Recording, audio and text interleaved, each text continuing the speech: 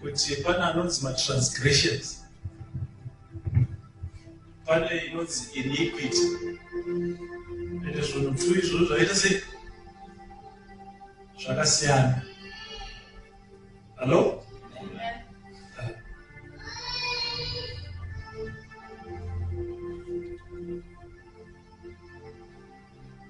Mamvisa here ukaenda kuna mapisarema isi chapter number 51, David paanotaura pamusoro pekuti blot out.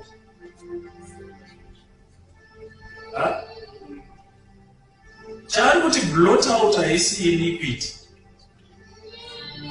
transgression. But iniquity anoti wash me clean. So are we to blot out iniquity?